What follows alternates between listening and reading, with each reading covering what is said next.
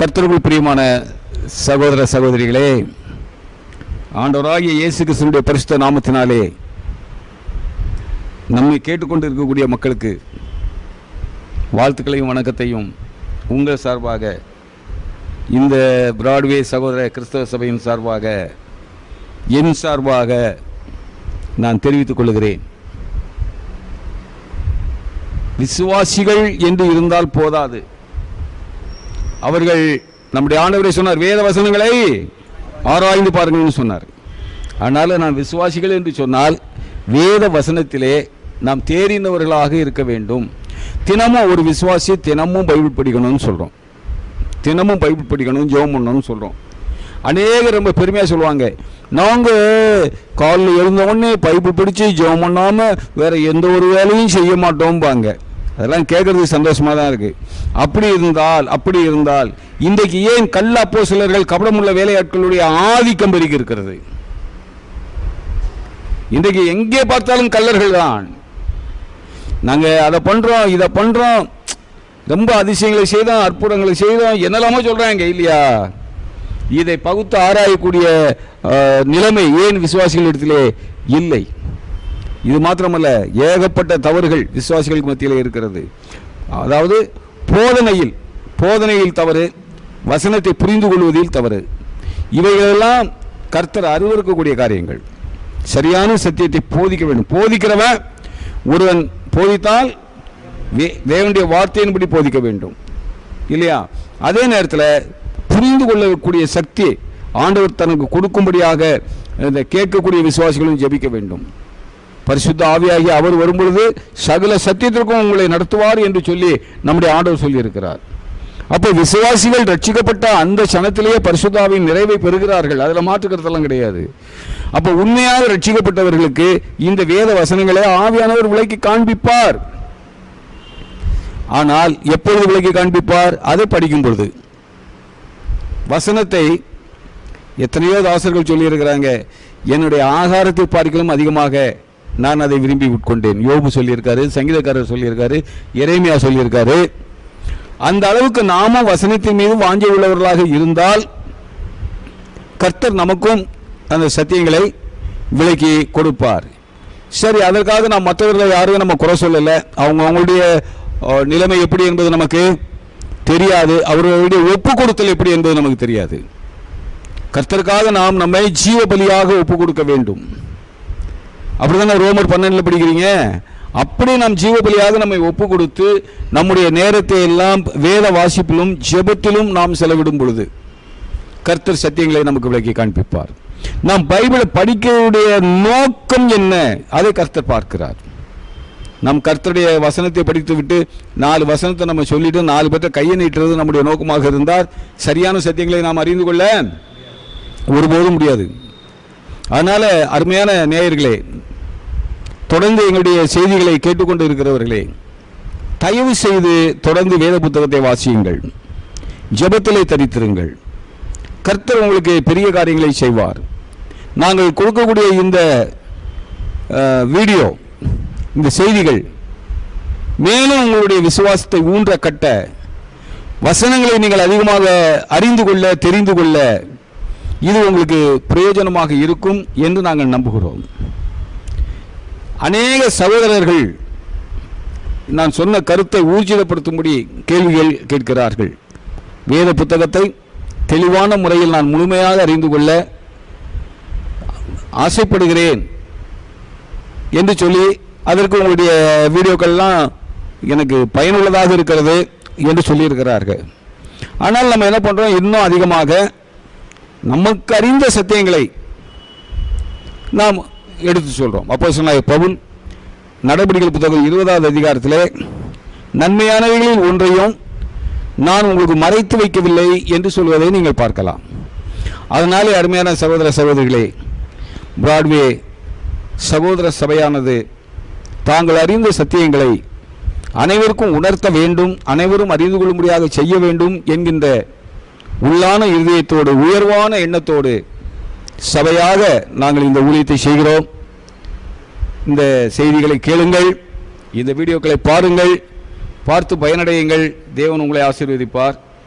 Brother Kannan. Praise the lord brother. Praise the lord. குணமாக்குதல் வரதை பத்தி நீங்க சொன்னீங்க. ஆமா, ரொம்ப பிரயோஜனமா இருந்தது. சரி, இந்த காலகட்டத்தில் வந்து அந்த குணமாக்குதல் வர என்பது கிடையாதுன்னு நீங்க அழுத்தம் திருத்தமா சொல்லியிருந்தீங்க. ஆமா, ஏன்னா அந்த காலகட்டத்தில் அப்போஸ்தலருக்கு அந்த மாதிரி வரங்கள் கொடுக்கப்பட்டிருந்தது. அது சபையோட பக்தி விருத்திக்காகவும் தனிப்பட்ட மனிதர்களுடைய பக்தி விருத்திக்காகவும் அந்த வரங்கள் கொடுக்கப்பட்டிருந்தது. ஏன்னா இப்போ அறியாமை உள்ள காலம் அது. ஆமா, அதனால அவங்களுக்கெல்லாம் இந்த இதை கொடுக்கப்படுது. ஆனால் இந்த காலகட்டத்தில் இன்னைக்கு இந்த அற்புத சோமளிக்கும் கூட்டம் நிறைய பேர் நடத்திட்டு இருக்காங்க. அவங்க இந்த 1 கொரிந்தியர் 12வது அதிகாரத்தை எடுத்து வச்சுட்டு இந்த காலகட்டத்துக்கு அந்த மாதிரி வர கொடுக்கப்பட்டிருக்குது அப்படின்னு சொல்லி மக்களை ஏமாற்றி கொண்டு இருக்கிறார்கள். அதையும் நம்பி மக்களை ஏமாந்து அந்த கூட்டங்களுக்கு போயிருக்கு. அநேக கூட்டங்கள் அந்த மாதிரி தான் நடந்துட்டு இருக்குது. அது நம்ம எவ்வளோ சொன்னாலும் அவங்களுக்கு புரிய மாட்டேங்குது. சரி, அதான் அது கொஞ்சம் விளக்கமாக நீங்கள் எங்களுக்கு சொன்னீங்கன்னா கொஞ்சம் பயனுள்ளதாக இருக்கும். 1 கொரிந்தியர் 12வது அதிகாரத்திலே குணமாக்கும் வரங்கள் வார்த்தை உபயோகப்படுத்தப்பட்டு இருக்கிறது. ஒரு காரியத்தை நீங்கள் புரிஞ்சுக்கணும். அப்போஸ்தலருடைய காலகட்டம் சபை குழந்தையாக இருந்த ஒரு காலகட்டம். அப்போஸ்தலருடைய காலகட்டம். அன்றைக்கு கர்த்தருடைய வசனத்தை சொன்னவர்கள் எல்லாம் யாரு? அப்போஸ்தலர்கள். அந்த யூதாஸ் காரியத்து இல்லாமல் மற்ற ஒரு 11 அப்போஸ்தலர்கள் பின்னாளில் வந்து அப்போஸ்தலனாகிய பவுல் இணைந்தார். இந்த 11 அப்போஸ்தலர்களுக்கு அன்றைக்கு இருந்த மக்கள் கொடுத்த பட்டம் என்ன? இவர்கள் எல்லாரும் கலிலேயர்கள் அல்லவா, படிப்பறியாதவர்கள் அல்லவா? அப்போஸ்தலர் 2வது அதிகாரத்தில் இந்த ஸ்டேட்மெண்ட்டை நீங்கள் பார்க்கலாம். அப்போ அவர்கள் சொல்வது தேவனுடைய வார்த்தை தான் என்பதை அந்த ஜனங்களாலே நம்ப முடியவில்லை, நம்பி ஏற்றுக்கொள்ள முடியவில்லை. அதனாலே தான் கர்த்தர் என்ன பண்ணினாராம்? எபிரேயர்கள் 2வது அதிகாரம் 4வது வசனத்தை கொஞ்சம் பாருங்க. எபிரேயர் 2:4. எபிரேயர் 2வது அதிகாரம் 4வது வசனம். அடையாளங்களினாலும் அற்புதங்களினாலும் பலவிதமான பலத்த செய்களினாலும் தம்முடைய சித்தத்தின்படி பகிர்ந்து கொடுத்த பரிசுத்த ஆவியின் வரங்களினாலும் தேவன் தாமே சாட்சி கொடுத்ததுமாயிருக்கிற இவ்வளவு பெரிதான ரட்சிப்பை குறித்து நாம் கவலையற்றிருப்போமானால் தண்டனைக்கு எப்படி தப்பித்துக் கொள்வோம்? இதை சொல்லியிருக்கு பாருங்க. தேவன் தாமே பகிர்ந்து கொடுத்த பலவிதமான வரங்களினாலும் தேவன் தாமே சாட்சி கொடுத்ததுமாயிருக்கிற இவ்வளவு பெரிதான ரட்சிப்பு, பரிசுத்த ஆவியின் வரங்கள். 4வது அதிகாரத்தில் தம்முடைய சித்தத்தின்படி பகிர்ந்து கொடுத்த பரிசுத்த ஆவியின் வரங்களினாலும் தேவன்தாமே சாட்சி கொடுத்ததுமாய் இருக்கிற இவ்வளவு பெரிதான ரட்சிப்பு. பரிசுத்த ஆவியின் வரங்கள் அன்றைக்கு கொடுக்கப்பட வேண்டியது அவசியமாக இருந்தது. அப்படி பரிசுத்த ஆவியின் வரங்களும் அடையாளங்கள், அற்புதங்கள், இவைகள் பலத்த மற்றும் பலத்த செய்கைகள் இவைகளெல்லாம் இல்லாமல் இருந்திருக்கும் என்றால் அன்றைக்கு கர்த்தருடைய வசனம் வேறு ஊன்றி இருக்க முடியாது. ஜனங்கள் அலட்சியப்படுத்தி இருப்பார்கள். இன்றைக்கு எப்படி பிரஜாதியாருடைய விக்கிரக ஆராதனைக்காரர்கள் எவ்வளவோ வல்லமையான குறி சொல்லுகிறார்கள். நான் போன வாரத்தில் கூட அதை பற்றி உங்களுக்கு சொல்லியிருந்தேன். பிசாசு இந்த பிசாசின் மக்களை எடுத்து உபயோகப்படுத்துவதை விட அந்த புறஜாதி ஜனங்களை வல்லமையாக எடுத்து உபயோகப்படுத்துகிறார்கள் சொன்னேன். சரியா? அப்போ அந்த ஜனங்கள் இவர்களுடைய வார்த்தையை ஒரு பொருட்டாக மதித்திருக்கவே மாட்டார்கள்.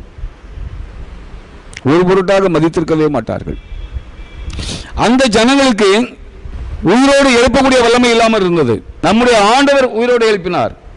ரோமர் கழுதிய நிருபத்திலே அதை நாம் வாசிக்கும் பொழுது, இல்லாதவைகளை இருக்கிறவைகளை போல அழைக்கிறவரும் மரித்தோரை உயிரோடே எழுப்புகிறவருமாகிய கர்த்தர்.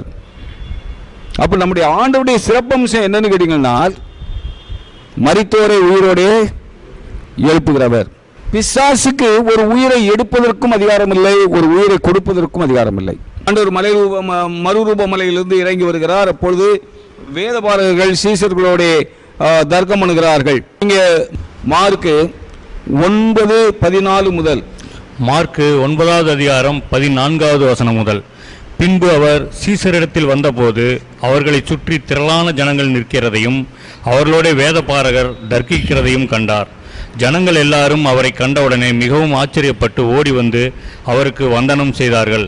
அவர் வேதபாரகரை நோக்கி, நீங்கள் இவர்களோட எண்ணத்தை குறித்து தர்க்கம் பண்ணுகிறீர்கள் என்று கேட்டார். அப்பொழுது ஜனக்கூட்டத்தில் ஒருவன் அவரை நோக்கி, போதகரே, ஊமையான ஒரு ஆவி பிடித்த என் மகனை உம்மிடத்தில் கொண்டு வந்தேன். அது அவனை எங்கே பிடித்தாலும் அங்கே அவனை அலைக்கழிக்கிறது. அப்பொழுது அவன் நுரைதள்ளி பல்லை கடித்து சோர்ந்து போகிறான். அதை துரத்தி விடும்படி உம்முடைய சீசரிடத்தில் கேட்டேன், அவர்களால் கூடாமற் போயிற்று என்றான். அவர் பிரதியுத்தரமாக, விசுவாசம் இல்லாத சந்ததியே, எதுவரைக்கும் நான் உங்களோடு இருப்பேன்?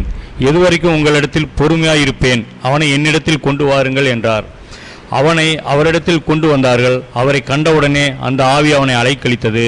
அவன் தரையிலே விழுந்து நுரைதள்ளி புரண்டான். அவர் அவனுடைய தகப்பனை நோக்கி, இது இவனுக்கு உண்டாகி எவ்வளவு காலமாயிற்று என்று கேட்டார். அதற்கு அவன், சிறு வயது முதற்கொண்டே உண்டாயிருக்கிறது. இவனை கொல்லும்படிக்கு அது அநேகந்தரம் தீயிலும் தண்ணீரிலும் தள்ளிற்று. நீர் ஏதாயிலும் செய்யக்கூடுமானால் எங்கள் மேல் மனதிறங்கி எங்களுக்கு உதவி செய்ய வேண்டும் என்றான். இயேசு அவனை நோக்கி, நீ விசுவாசிக்க கூடுமானால் ஆகும், விசுவாசிக்கிறவனுக்கு எல்லாம் கூடும் என்றார். இந்த 22வது வசனத்தை திரும்ப வாசிங்க. இவனை கொல்லும்படிக்கு அது அநேக தரம் தீயிலும் தண்ணீரிலும் தள்ளிற்று. இவனை கொல்லும்படிக்கு அநேக தரம் தீயிலும் தண்ணீரிலும் தள்ளிற்று. இந்த பிசாசுக்கு ஒரு மனிதனை டைரக்டா கொல்றதுக்கு உண்டான அதிகாரம் இல்லை. அதனால இது என் கழுத்தை வச்சு கொண்டு போட்டு போலாம்ல. டைரக்டா ஒரு மனிதனை கொல்வதற்கு இந்த பிசாசுக்கு அதிகாரம் கிடையாது. அதனால அது என்ன பண்ணுது, தீயில தள்ளுது. தீயில போய் விழுந்தாம்னா தீப்பெட்டி எரிஞ்சு சாவான், தண்ணிகளை விழுந்தாம்னா தண்ணீரில் முங்கி சாவான்ட்டு தீயிலும் தண்ணீரிலும் தள்ளுகிறது. கர்த்தருக்கு மாத்திரம், கர்த்தருடைய சீசர்களுக்கு மாத்திரம் மரித்தோரை உயிரோடு எழுப்பக்கூடிய வல்லமை உண்டு. ஒருவன் மரித்தோரை உயிரோடு எழுப்பினான் என்றால் அவன் தேவனாலே நல்ல ஒரு வல்லமையை தேவ ஆவியின் மூலமாக பெற்றிருக்கிறான் என்பது பொருள். அதுதான் பொருள். அதனால்தான் அந்த காலத்திலே சபை குழந்தையாக இருந்த காலத்திலே சீசருடைய போதகத்தை கேட்கின்ற ஜனங்கள் மெய்யாகவே இவர்கள் தேவனுடைய பிள்ளைகள் தான், இவர்கள் தேவனுடைய வார்த்தைகளைத்தான் சொல்லுகிறார்கள் என்று விசுவாசிக்க வேண்டும் என்பதற்காக அடையாளங்கள், அற்புதங்கள், பலவிதமான பலத்த செய்கைகள், இவைகளையெல்லாம் பலவிதமான வரங்கள், இவைகளையெல்லாம் கர்த்தர் கொடுத்தார். அதிலே ஒரு வரம் குணமாக்கும் வரம். அதிலே ஒரு வரம் குணமாக்கும் வரம். அந்த குணமாக்கும் வரம் அந்த சீசர்களுக்குள்ளே இருந்தது. அதைத்தான் நீங்கள் சொன்ன போல 1 அதிகாரத்தில் நீங்கள் பார்க்குறீங்க. ஆனால் இன்றைக்கு அந்த வரங்கள் எல்லாம் நின்று போயிற்று என்பதை 1 அதிகாரத்தில் நீங்கள் படிக்கலையா? 1 அதிகாரத்தில் இன்றைக்கு அந்த வரங்கள் எல்லாம் இல்லை, அந்த வரங்கள்லாம் ஓய்ந்து போனது அப்படின்னு நீங்கள் படிக்கிறீங்களே இல்லையா? 10வது வசனத்தில் 1 10வது வசனத்தில் வாசிங்க. 1 அதிகாரம் 10வது வசனம். நிறைவானது வரும்போது குறைவானது ஒளிந்து போகும். நிறைவானது வரும்பொழுது குறைவானது ஒளிந்து போகும். நிறைவானது எது? வேத புத்தகம். இந்த வேத புத்தகம் சபை நடக்கக்கூடிய காரியங்கள், சபையில் உள்ள பிரச்சனைகளுக்கு உண்டான தீர்வுகள், பல காரியங்களை இந்த வேத புத்தகத்திலிருந்து கற்றுக்கொள்ள முடியும். அன்றைக்கு வேத புத்தகம் இல்லை, முழுமையான வேத புத்தகம் இல்லை, பழைய ஏற்பாடு மட்டும்தான் இருந்தது. அதனால கர்த்தர் அடையாளங்கள், அற்புதங்கள், பலவிதமான பலத்த செய்கைகள், பலவிதமான வரங்கள், இவைகளை வைத்து சபையிலே பேசினார், செயல்பட்டார். அவிசுவாசிய ஜனங்கள் இவர்களுடைய செயல்பாடுகளை வைத்து இவர்களுடைய சுவிசேஷத்தை நம்ப வேண்டியதாக, விசுவாசிக்க வேண்டியதாக இருந்தது. ஆனால் இப்பொழுது முழுமையான வேத புத்தகம் வந்துட்டு நமக்கு இன்ஸ்ட்ரக்ஷன் கொடுக்கப்பட்டிருக்கு, போதித்தால் வேத வசனங்களின்படி போதிக்கணும். அப்படி இருக்கிறப்போ இன்றைக்கு இந்த வரங்கள்லாம் தேவையா? அப்போ அப்போஸ்தலனாகிய பவுல் எழுதி வைத்திருப்பது என்ன விளையாட்டு காரியமா? நிறைவானது வரும்பொழுது குறைவானது ஒளிந்து போகும். அப்படித்தான் தீர்க்கதரிசன வரங்கள், அந்நிய பாஷையின் வரங்கள், அடையாள அற்புதங்களின் வரங்கள், இவைகளெல்லாம் ஒளிந்து போனது. இதை பற்றி நான் போன வாரம் கூட தெளிவாக உங்களுக்கு சொல்லியிருப்பேன். ஒளிந்து போனது, இப்போ அந்த வரங்கள்லாம் கிடையாது. சரி, அப்போ நீங்கள் உடனே கேட்கலாம், வியாதிஸ்தர்களுக்காக ஜெபிக்க கூடாதா? யார் வேண்டான்னா உங்களை ஜெபிக்க வேண்டாம் நான் சொல்லலையே. ஏன் யாக்கோபே சொல்றாரு, உங்களில் ஒரு வியாதிப்பட்டு இருந்தால் சபையிலே மூப்பர்களை வரவழைப்பாரனாக, அவர்கள் அவனுக்கு எண்ணெய் பூசி ஜெபிப்பார்களாக. இந்த பாருங்க, இந்த எண்ணெய் பூசி ஜெபிப்பது என்பது யூதர்களுடைய பழக்கம். மார்க் 6வது அதிகாரம் எடுங்க. எண்ணெய் பூசி ஜெபிப்பது என்பது யூதர்களுடைய வழக்கம். 13வது வசனம், 6:13. மார்க் 6வது அதிகாரம் 13வது வசனம். அநேகம் பிசாசுகளை துரத்தி அநேகம் நோயாளிகளை எண்ணெய் பூசி சுத்தமாக்கினார்கள். யாரு? அப்போஸ்தலர்கள் எல்லாருமே யூதர்கள் தானே. யூதர்களுடைய பழக்கம் அது எண்ணெய் பூசி ஜெபிப்பது என்பது.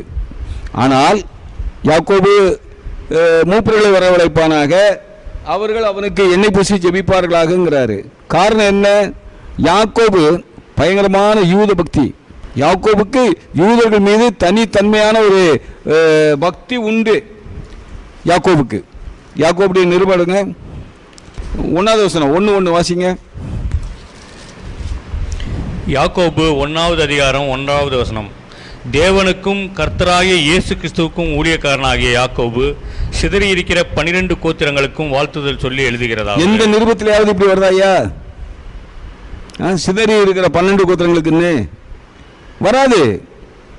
எங்கும் இருக்கிற விசுவாசிகளுக்கு, பரதேசிகளுக்கு, தேவனுடைய பிள்ளைகளுக்கு அப்படிதான் இருக்கும். இப்போ நமக்கு டைம் இல்லை. இல்லைன்னா நான் ஒவ்வொரு நிருபத்தையும் எடுத்து அந்த முதல் வார்த்தையை, இன்ட்ரோடக்ஷன் வார்த்தையை வாசிங்கன்னு நான் சொல்லுவேன். நீங்களே படித்து பார்த்துக்கோங்க. இந்த யாக்கோபு நிருபத்தில் மட்டும்தான் சிதறி இருக்கிற 12 கோத்திரங்களுக்கும் எழுதுறாரு.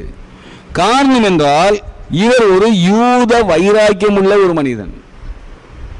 அதனால்தான் இவர் சபையின் மூப்பர்களை வரவழைப்பானாக, அவர்கள் அவனுக்கு எண்ணெய் பூசி ஜெபிப்பார்களாக அப்படின்னு இவர் சொல்றாரு. இந்த எண்ணெய் பூசி ஜெபிக்கிற பழக்கம்லாம் இன்னைக்கு கிடையாது. ஆனால்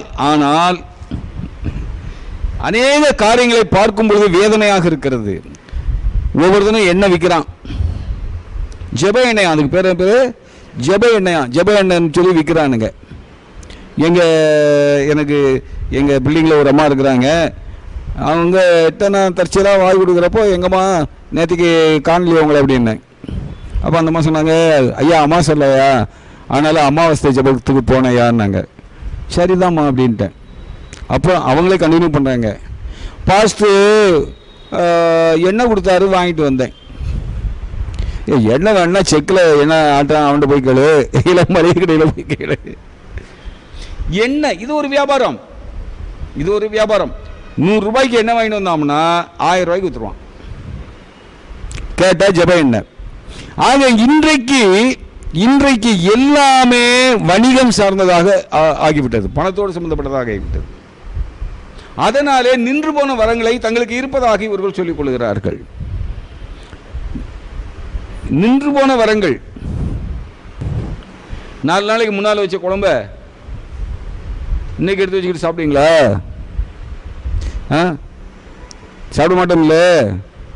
அப்போ இந்த வரங்கள் 2000 ஆண்டுகளுக்கு முன்னதாகவே நின்று போயிட்டு முடிஞ்சு போனது. அதை இன்னைக்கு கொண்டாந்து வச்சுக்கிட்டு நாங்கள் அந்த வரங்களை மூலமாக நாங்கள் செயல்படுறோம்னு சொன்னால் யாரை ஏமாத்துற வேலை? பித்தலாட்டம் தானே. இதை நம்ம சொன்னால் விசுவாசிக்க மாட்டேங்கிறாங்க ஜனங்கள். காரணம் அவர்களுடைய வேத அறிவின் குறைவு. இந்த வேத புத்தகத்தில் நம்முடைய ஆண்டவராகிய இயேசு கிறிஸ்து என்னென்ன செய்தாரோ அதை அவர்களுடைய சீசர்களும் செய்வார்கள் அப்படின்னு ஆண்டவர் சொன்னார். அதைத்தான் இவங்க கிளைம் பண்ணுறாங்க. எங்களுடைய ஆண்டவர் செய்ததை விட நாங்கள் வல்லமையான காரியங்களை செய்வோம் அப்படின்னு இவங்க கிளைம் பண்ணுறாங்க. யோவானுடைய சுவிசேஷ புத்தகம் 14வது அதிகாரம் வசனம் 12. யோவான் 14:12. யோவான் 14வது அதிகாரம் 12வது வசனம். மெய்யாகவே மெய்யாகவே நான் உங்களுக்கு சொல்கிறேன், நான் என் பிதாவினிடத்திற்கு போகிறபடினால் என்னை விசுவாசிக்கிறவன் நான் செய்கிற கிரியைகளை தானும் செய்வான், இவைகளை பார்க்கிலும் பெரிய கிரியைகளையும் செய்வான். பாருங்க, ஆண்டவர் சொன்ன இந்த வசனத்தை இவர்கள் தங்களுக்கு பயன்படுத்துகிறார்கள். அப்போஸ்தலர் 3வது அதிகாரத்துக்கு வாங்க. அப்போஸ்தலர் 3வது அதிகாரத்தில் அப்போஸ்தலனாகிய பேதுருவும் யோவானும் 1லிருந்து வாசிங்க சார். அப்போஸ்தலர் 3வது அதிகாரம் 1வது வசனம் முதல். ஜெப வேளையாகிய 9ஆம் மணி நேரத்திலே பேதுருவும் யோவானும் தேவாலயத்துக்கு போனார்கள். அப்பொழுது தன் தாயின் வயிற்றிலிருந்து சப்பானியாய் பிறந்த ஒரு மனுஷனை சுமந்து கொண்டு வந்தார்கள். தேவாலயத்திலே பிரவேசிக்கிறவர்களிடத்தில் பிச்சை கேட்கும்படி நாடோறும் அவனை அலங்கார வாசல் எனப்பட்ட தேவாலய வாசல் அண்டையிலே வைப்பார்கள். தேவாலயத்திலே பிரவேசிக்கப் போகிற பேதுருவையும் யோவானையும் அவன் கண்டு பிச்சை கேட்டான். பேதுருவும் யோவானும் அவனை உற்று பார்த்து, எங்களை நோக்கிப்பார் என்றார்கள். அவன் அவர்களிடத்தில் ஏதாகிலும் கிடைக்கும் என்று எண்ணி அவர்களை நோக்கி பார்த்தான். அப்பொழுது பேதுரு, வெள்ளியும் பொன்னும் என்னிடத்தில் இல்லை, என்னிடத்தில் உள்ளதை உனக்கு தருகிறேன். நசரேயனாகிய இயேசு கிறிஸ்துவின் நாமத்தினாலே நீ எழுந்து நட என்று சொல்லி வலது கையினால் அவனை பிடித்து தூக்கிவிட்டான். உடனே அவனுடைய கால்களும் கரடுகளும் பலன் கொண்டது. அவன் குதித்தெழுந்து நின்று நடந்தான். நடந்து குதித்து தேவனை துதித்து கொண்டு அவர்களுடனே கூட தேவாலயத்திற்குள் பிரவேசித்தான். அவன் நடக்கிறதையும் தேவனை துதிக்கிறதையும் ஜனங்கள் எல்லாரும் கண்டு, தேவாலயத்தின் அலங்கார வாசல் அண்டையில் பிச்சை கேட்க உட்கார்ந்திருந்தவன் இவன்தான் என்று அறிந்து அவனுக்கு சம்பவித்ததை குறித்து மிகவும் ஆச்சரியப்பட்டு பிரமித்தார்கள். குணமாக்கப்பட்ட சப்பானி பேதுருவையும் யோவானையும் பற்றி கொண்டிருக்கையில் ஜனங்கள் எல்லாரும் பிரமித்து சாலமோன் மண்டபம் எனப்பட்ட மண்டபத்தில் அவரிடத்திற்கு ஓடி வந்தார்கள். பேதுரு அதை கண்டு ஜனங்களை நோக்கி, இஸ்ரவேலரே, இதை குறித்து நீங்கள் ஆச்சரியப்படுகிறது என்ன?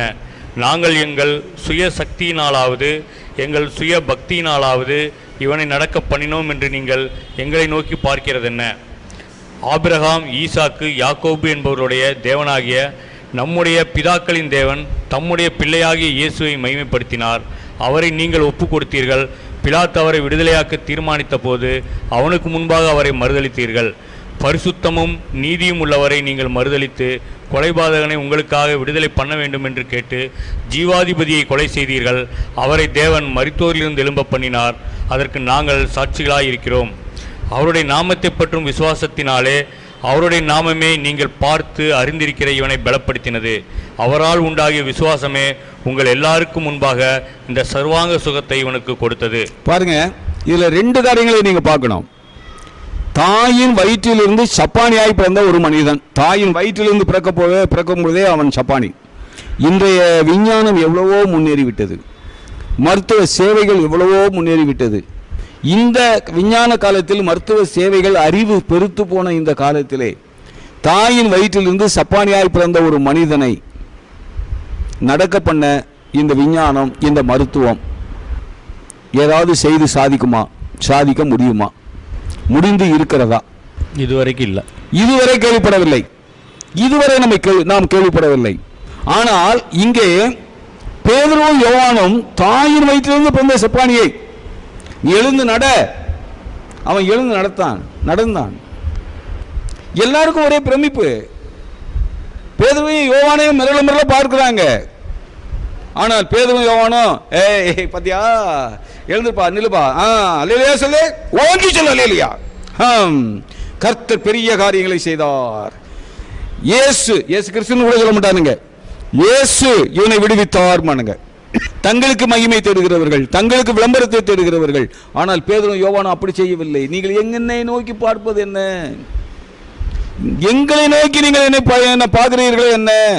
நாங்கள் 12வது சொன்ன, நாங்கள் எங்கள் சுய சக்தியினாலாவது எங்கள் சுய பக்தியினாலாவது இவனை நடக்க பண்ணினோம் என்று நீங்கள் எங்களை நோக்கி பார்க்கிறது என்ன? எங்களால் ஒன்றும் இல்லைப்பா, சாதாரண மனுஷால் நாங்கள், எங்களை நீ விசேஷமா பாராதப்பா. இதை குணப்படுத்தினது நீங்கள் மரத்திலே தூக்கி கொலை செய்த 15-16 வாசிங்க.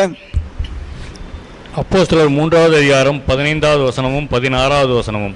ஜீவாதிபதியை கொலை செய்தீர்கள். அவரை தேவன் மரித்தோரிலிருந்து எழும்ப பண்ணினார். அதற்கு நாங்கள் சாட்சிகளாயிருக்கிறோம். அவருடைய நாமத்தை பற்றும் விசுவாசத்தினாலே அவருடைய நாமமே நீங்கள் பார்த்து அறிந்திருக்கிற இவனை பலப்படுத்தினது. அவருடைய நாமமே, நீங்கள் கொலை செய்த அந்த இயேசு கிறிஸ்துவின் நாமமே இவனை பலப்படுத்தினது. இப்போ இந்த சம்பவம் இங்கே நடக்கும்படியாக கர்த்தர் சீசர்களுக்கு கொடுத்த ரகசியம் என்ன? நீங்க கொலை செஞ்ச இயேசு மனிதன் அல்ல, அவரே மெய்யான தேவனோ நித்திய ஜீவனுமாக இருக்கிறார் என்பதை அந்த ஜனங்கள் அறிந்து கொள்ள வேண்டும் என்பதற்காக இந்த சம்பவத்தை நடக்கும்படியாக செய்தார். அது நடந்த இடம் எங்க? அது நடந்த இடம் தேவாலயத்தின் அலங்கார வாசல், யூதர்கள் எல்லாரும் கூடி வரக்கூடிய ஒரு இடம். அதனாலே கர்த்தர் அன்றைக்கு ஒவ்வொரு காரியத்தையும் செய்தார் என்றால் அதற்கு அர்த்தம் இருந்தது, அதற்கு நோக்கம் இருந்தது. செய்தவர்கள் உண்மை உள்ளவர்கள், ஆண்டவராலே அற்புதங்களையும் அடையாளங்களையும் செய்து கொண்டு விட்டு தங்களுக்கு அவர்கள் மகிமை தேடவில்லை, கர்த்தருக்கே அவர்கள் மகிமை தேடினார்கள். இல்லையா? கண்டிப்பா. அடுத்து நம்முடைய ஆண்டவராகிய இயேசு கிறிஸ்து மார்க் 2வது அதிகாரத்தில் வரும் பொழுது ஒரு திமிர்வாதக்காரனை குணப்படுத்தினார். உன் படுக்கையை நீயே போட்டுக்கொள்னு சொன்னார். அதாவது நான் செய்த காரியங்களை விட பலமான காரியங்களையும் செய்வார்கள்னு யோவான்ல சொன்னார் இல்லையா? அதுக்காக இந்த காரியங்களை நான் சொல்றேன். பேதுரு திமிர்வாதக்காரனை குணப்படுத்தினாரா? ஐனேயாவே, நீ எழுந்து உன் படுக்கையை நீயே போட்டுக்கொள். அப்போஸ்தலர் 9வது அதிகாரம் 33, 34. அப்போஸ்தலர் 9வது அதிகாரம் 33வது வசனமும் 34வது வசனமும். அங்கே 8 வருஷமாய் கட்டிலின் மேல் திமிர்வாத உள்ளவனாய் கிடந்த ஐனேயா என்னும் பேருள்ள ஒரு மனுஷனை கண்டான். பேதுரு அவனை பார்த்து, ஐனேயாவே, இயேசு கிறிஸ்து உன்னை குணமாக்குகிறார், நீ எழுந்து உன் படுக்கையை நீயே போட்டுக்கொள் என்றான். உடனே அவன் எழுந்திருந்தான். கொஞ்சம் கொஞ்சமா கால அப்படி கொஞ்சம் இழு அதெல்லாம் இல்லை. உடனே அவன் குணமடைந்தான். ஆண்டவர் செய்த அதே வல்லமையான காரியத்தை இங்கே பேதுரு செய்கிறார். அடுத்தபடியாக மார்க் 5வது அதிகாரத்திலே யவீரு என்னும் ஜெப ஆலய தலைவனுடைய மகள் செத்து போனாள். பிள்ளை செத்து போயிற்று. மார்க் 5வது அதிகாரம் 5வது அதிகாரத்தில் 38 வாசிங்க. மார்க் 5வது அதிகாரம் 38வது வசனம் முதல். ஜெப ஆலய தலைவனுடைய வீட்டிலே வந்து சந்தடியையும் மிகவும் அழுது புலம்புகிறவர்களையும் கண்டு உள்ளே பிரவேசித்து, நீங்கள் சந்தடி பண்ணி அழுகிறதென்ன? பிள்ளை மரிக்கவில்லை, நித்திரையாய் இருக்கிறாள் என்றார். அதற்காக அவரை பார்த்து நகைத்தார்கள். எல்லாரையும் அவர் வெளியே போக பண்ணி பிள்ளையின் தகப்பனையும் தாயையும் தம்மோடு வந்தவர்களையும் அழைத்து கொண்டு பிள்ளை இருந்த இடத்தில் பிரவேசித்து பிள்ளையின் கையை பிடித்து தலித்தாகுமி என்றார். அதற்கு சிறுபெண்ணே எழுந்திரு என்று உனக்கு சொல்லுகிறேன் என்று அர்த்தமாம். உடனே சிறுபெண் எழுந்து நடந்தால் அவள் 12 வயதுள்ளவளாய் இருந்தால் அவர்கள் மிகுந்த ஆச்சரியப்பட்டு பிரமித்தார்கள். 12 வயது உள்ள பெண் இறந்து போனால் நம்முடைய ஆண்டவராகிய இயேசு கிறிஸ்து தகப்பன் தாயை பார்த்து, நீங்கள் பயப்படாதீர்கள், விசுவாசம் உள்ளவர்களாக இருங்கள் என்று சொல்லி அந்த பெண்ணின் பக்கம் போய் தலித்தாகுமி என்று சொல்லி அந்த பெண்ணின் கையை பிடித்து தூக்கி விட்டார். அந்த பெண் உயிரோடு எழுந்தாள். இதே காரியத்தை அப்போஸ்தலனாகிய பேதுரு செய்தாரா? செய்தார். அப்போஸ்தலர் 9வது அதிகாரம் துர்காள் என்னும் பேருள்ள ஒரு ஸ்திரீ இறந்து போனாள். அப்பொழுது பேதுரு அங்கே அருகாமையில் இருக்கிறார் என்பதை கேள்விப்பட்டு பேதுருவுக்கு ஆள் அனுப்பி, நீங்கள் சீக்கிரமாக எங்களிடத்தில் வர வேண்டும் என்று கூப்பிட்டு அவரை வர வைத்து அந்த துர்காளை பற்றிய காரியங்களை சொல்லி, அந்த அம்மா உயிரோடு இருந்த பொழுது செய்த அங்கிகள் வஸ்திரங்களை எல்லாத்தையும் காண்பித்து எல்லாரும் விசனத்தோடு அழுகிறார்கள் இல்லையா? 40வது வசனம் வாசிங்க. அப்போஸ்தலர் 9வது அதிகாரம் 40வது வசனம். பேதுரு எல்லாரையும் வெளியே போகச் செய்து முழங்கார் படியிட்டு ஜெபம் பண்ணி பிரேதத்தின் புறமாய் திரும்பி, தபித்தாலே எழுந்திரு என்றான். அப்பொழுது அவள் தன் கண்களை திறந்து பேதுருவை பார்த்து உட்கார்ந்தாள். அவன் அவளுக்கு கை கொடுத்து அவளை எழுந்திருக்க பண்ணி பரிசுத்தவான்களையும் விதவைகளையும் அழைத்து அவளை உயிருள்ளவளாக அவர்களுக்கு முன் நிறுத்தினான். இந்த மார்க் 5வது அதிகாரத்திலே உயிரோடு எழுந்த அந்த சிறுபெண், 12 வயது சிறுபெண், ஜபாலை தலைவனுடைய மகள், அவளிடத்திலே கர்த்தர் செய்த கிரியையும் இந்த கிரியைகளையும் நீங்கள் ஒப்பிட்டு பார்த்தால் ரெண்டும் ஒரு மாதிரியாக இருக்கும். என் எஜமான் எப்படி செய்தாரோ அப்படி நான் செய்கிறேன் என்று சொல்லி எஜமானனுக்கு புகழை தேடினார், தனக்கு புகழை தேடவில்லை. இந்த ஜனங்கள் என்ன பண்ணாங்க? துர்கா உயிரோடு எழுந்த உடனே பேதுருவை கண்டுகொள்ளவே இல்லை. ஐயா, ஒரு காபி குடிக்கிறீங்களான்னு கூட கேட்கல. பேதுரு ஒரு ஓரமாக நின்றுக்கிட்டு இருக்காரு, அப்பாவியா. இப்போ இந்த அதிசயங்களை எல்லாம் கேள்விப்பட்டு அங்கே இங்கே இருந்து ஜனங்கள் வருகிறாங்க. அதில் தோல் பதனிடுகிறவராகிய சீமோன். தோல் பதனிடுதல் என்பது தீட்டான ஒரு தொழில். ஆனால் அதை எல்லாருமே செஞ்சாங்க, இன்னைக்கும் செய்கிறாங்க. ஏன்னா வயிற்று பிழைப்புக்காக. அப்போ அவர் தான் வந்து பேதுரு யாராலையும் கவனிக்கப்படாமல் ஓரமாக நிற்கிறத பார்த்துட்டு, அண்ணே யாருமே உங்களுக்கு எந்த வசதியும் செய்யலை, பரவாயில்லண்ணே, என் வீட்டில் ஒரு ரூம் இருக்குது, மாடியிலண்ணே தனியாக இருக்குது ஒரு ரூம்பு, உங்களுக்கு ஆட்சேபனை இல்லைன்னா நீங்கள் வாங்க, என்னோட கூட வந்து என் வீட்டில் தங்குங்கன்னு கூப்பிட்டு போனார். எவ்வளோ பெரிய வல்லமையான மனுஷன் பேதுரு! அவர் எதுவுமே தனக்கு மகிமை தெரியல, எந்த ஒரு காரியமும் செய்யல. தீட்டான தொழில் செய்யக்கூடிய சீமோனோட கூட போய் சீமோனுடைய வீட்டிலே அநேக நாள் அவர் தங்கி இருந்தார் என்று சொல்லி வசனம் முடிகிறது. அந்த 9வது அதிகாரம் அப்படித்தான் முடிகிறது இல்லையா? அதனால அருமையான சகோதரிகளே, குணமாக்கும் வரம் அன்று இருந்தது. இன்றைக்கு இவர்களிலே யாராவது ஒரு மரித்தவனை உயிரோடு எழுப்ப முடியுமா? ஒரு சப்பானியை நடக்க வைக்க முடியுமா? தாயின் வயிற்றிலிருந்து பிறந்த முதல் சப்பானியாக இருந்த மனிதனை இவர்கள் நடக்க வைக்க வேண்டாம்? போலியோ அட்டாக்ல கால் இழந்த மனிதன் ஒருவனை இவர்கள் நடக்க வைக்கட்டுமே. அப்பொழுது இவர்களை மற்றவர்கள் விசுவாசிப்பார்கள். நீ தேவனுடைய குமாரனே இருந்தால் சிலுவையில் இருந்து இறங்கி வா, அப்பொழுது நாங்கள் உன்னை விசுவாசிக்கிறோம்னு அன்னைக்கே சொன்னானுங்க. அப்போ உன்னுடைய கிரியைகளை பார்த்து தான் உன்னை விசுவாசிக்க முடியும். இவன் என்ன சொல்றான்? வயிற்றுல கட்டி இருந்தது போயிட்டுது, நஞ்சம் முன்னும் போயிட்டுதுங்கிறான். அவனுக்கு என்னெல்லாமோ சொல்றான். ஒன்னாவது வெளிப்படையான ஒரு நோய் அல்ல. இவர்கள் அருமையான சகோதரர்களை, நான் யாரையும் தப்பா பேசுறேன்னு நினைக்காதீங்க. இன்றைக்கு இந்த குணமாக்கும் வரங்கள் இவர்களுக்கு இருப்பது உண்மை என்று சொன்னால் நான் உங்கள்கிட்ட ரொம்ப வருந்தி கேட்கறதெல்லாம் மாற்றுத்திறனாளிகள், கையில்லாதவன், கால் இல்லாதவன், கண்ணு இல்லாதவன், இவர்களையும் கூப்பிட்டு பத்திரிகை நிருபர்கள், பத்திரிகை போட்டோகிராஃபர்ஸ், டெலிவிஷன் போட்டோகிராஃபர்ஸ் எல்லாம் கூப்பிட்டு வச்சுக்கிட்டு இவர்களை நீங்கள் குணமாக்குங்க, அவங்க அதெல்லாம் படம் எடுக்கட்டும், டெலிவிஷனில் போடட்டும், பத்திரிகைகளில் வரட்டும், அப்போ உங்களுடைய பேர் புகழ் நீங்கள் எதிர்பார்க்கறத விட 1000 மடங்கு அதிகமாக இருக்கும். இப்போவே நீங்கள் ஒன்றும் இல்லாமல் சப்ப பயல்களாக இருந்துக்கிட்டு உங்களுக்கு பேர் வேணும் புகழ் வேணும்னுட்டு வீணுக்கு டெலிவிஷன்களில் பணத்தை செலவு பண்ணிக்கிட்டு உங்களை தண்டரா பண்ணிக்கிட்டு இருக்கீங்க. நான் சிம்பிளான மேட்டராக சொல்கிறேன். 10 பைசா நீங்கள் செலவு பண்ண வேண்டாம். நீங்கள் ஆஸ்பத்திரிகளுக்கு போங்க. மாற்றுத்திறனாளிகள் எத்தனை பேர் அங்கே படுத்து கிடக்கிறான் முடியாமல், அவர்களை குணப்படுத்துங்க.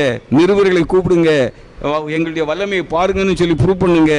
நீங்கள் 10 பைசா செலவு பண்ணாமல் உங்களுடைய புகழ் இமயமலையின் உச்சிக்கே போகும். செய்வார்களா? செய்ய மாட்டார்கள். ஏனென்றால் இவர்கள் கள்ள அப்போஸ்தலர்கள், கபடம் உள்ள வேலையாட்கள். சகோதரன் கண்ணன் நல்லா புரிஞ்சுதா? இன்றைக்கு இந்த குணமாக்கும் வரோம் அது இதுங்கிறதெல்லாம் பித்தலாட்டத்தனமானது. கேள்விப்பட்டதே இல்லை. ஆமா, உள்ளுக்குள்ள நோய் இருந்தா தானே நோய். ஆமா, அவன் உண்மையான நோயோடு போனவன், அதனால அவன் எனக்கு குணமாகலையேன்னு ஏங்குறான். இவனுங்க 10 5 கையில வாங்கிக்கிட்டு போனவனுங்க சாட்சி சொல்றேன் இவ்வளவு கொடுக்குறேன்ட்டு பித்தலாட்டுக்கிற பசங்கயா. அதனால இந்த குணமாக்கம் வரும், அற்புதம், அடையாளம் அப்படின்னு சொல்லிலாம் ஏமாந்து போறீங்க. நீங்க ஏமாந்து போக முடியுங்கன்னு எனக்கு தெரியும். ஏன்னா நீங்க பிராட்வே பிரதர்ல பயிற்சி பெற்ற ஒரு மக்கள் தான் ஏமாந்து போறாங்க. என்ன பண்ணுறது? அவர்களுடைய கண்களை கர்த்தர் தான் திறக்க வேண்டும். கர்த்தர் தாமே அவர்களுடைய கண்களை திறப்பார்களாக. இந்த வீடியோவை பார்த்த கேட்ட அனைத்து சகோதர சகோதரிகளுக்கும் ஆண்டவருடைய ஆசீர்வாதம் திரளாக பெருகட்டும். கர்த்தருடைய நாமம் மகிமைப்படட்டும். இன்றைக்கு இதோட முடித்துக் கொள்வோம். ஆமேன்.